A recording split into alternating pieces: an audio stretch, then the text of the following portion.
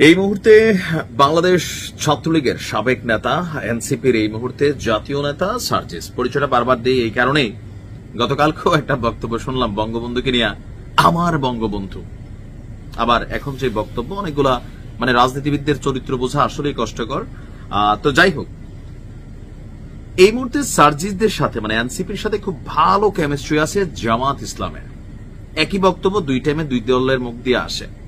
আমরা মোটামুটি দেখতে পাই যে একই সুতায় গাতে।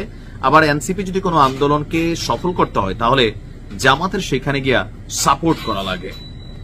এবার সেই জামাতই এনসিপি নেতা সার্জিসকে কিন্তু খেয়ে দিবে। ভিডিওর টাইটেল অনেকে বোঝেন নাই, পুরো নিউজ দেখলে বুঝবেন যেটা কোন খাওয়া, একবার ওই খাওয়া না। সার্জিসের আগামী দিনের স্বপ্ন, সবচেয়ে কাঙ্ক্ষিত যে জিনিসটা, সেইটাকে খেয়ে দিবে জামাত যদি এখানে নতুন কোন নেগোসিয়েশন না আসে। কথা বলছি ভোটের মাঠে খেয়ে দেওয়ার কথা। আপনারা সকলেই জানেন যে আগামী জাতীয় সংসদ নির্বাচনে এনসিপি এখন পর্যন্ত বলছে অংশ নিবে না, কিন্তু ফাইনালি নিবে। আপনি রাজনীতি থেকে যদি নির্বাচন বয়কট করেন তাহলে আপনাকে মাঠ থেকে হারাই যেতে হবে। আর প্রেস সচিব তিনি বলছেন এমন কোন শক্তি নাই নির্বাচনকে বাধা দিবে বা প্রতিহত করবে, তার মানে নির্বাচন হবে। এবং ফাইনালি দেখবেন এই সার্জিসটা কোন দলের সাথে জোট বাইদা হোক, যেমনি হোক নির্বাচনে যাচ্ছে। জোট বাইদা গেলে বাইচা যাবে, আর যদি একা একা লড়াই করতে চায় জামাত গিলা ফেলবে সার্জিসটা। আসন দেখেন কিভাবে।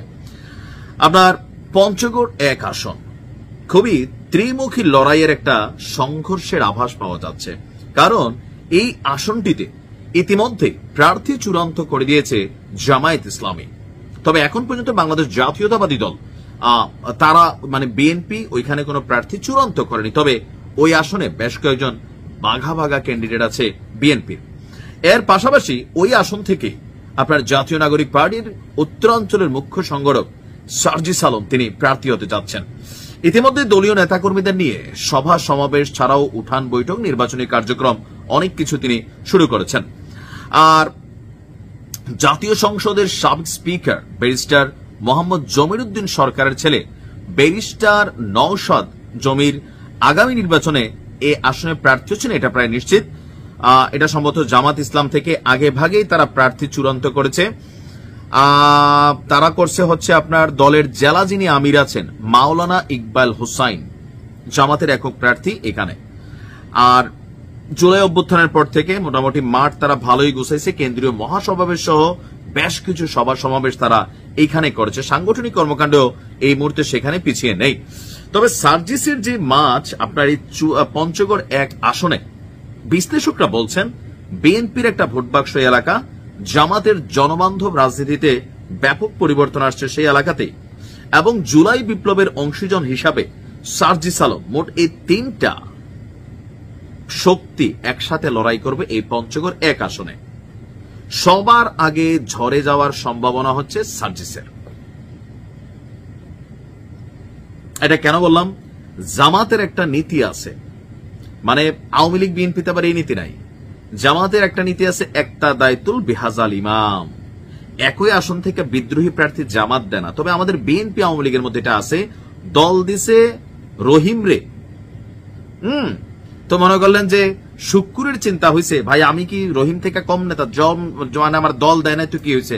আসেননি এলাকার মানুষকে আসি, মানুষ একটু চাটা খায়, হালকা টাকা টোকা পায়, তো বইলা মনে করলেন শুক্কুরে দাঁড়া করাই দিছে। তো ভোট তো একটাই। বাংলাদেশের অধিকাংশ রাজনৈতিক দলগুলোর মধ্যে যে কর্মীরা আছি আমরা, দলীয়গতভাবে এলাকাতে মার্কা টার্কার সমানে ভাই যেদিকে আমরা এদিকে, এরকম একটা গ্রুপ আছে। তো ওই গ্রুপ থেকে শুক্কুর একটা ভোট খাইয়ে লেছে ধরেন বিএনপির অথবা আওয়ামী লীগের, আর একটা ভোট পাইছে মার্কা, এর মাঝখানে চলে গুটিবাজি। তো সবকিছু মিলাইয়া এই জায়গাতে আইসা ফাইনালে যেটা আমরা বুঝতে পারছি যে অন্য দলগুলোর ভোট ভাগাভাগি হয়, কিন্তু জামাতের হয় না, আর বাকি আছে এনসিপি।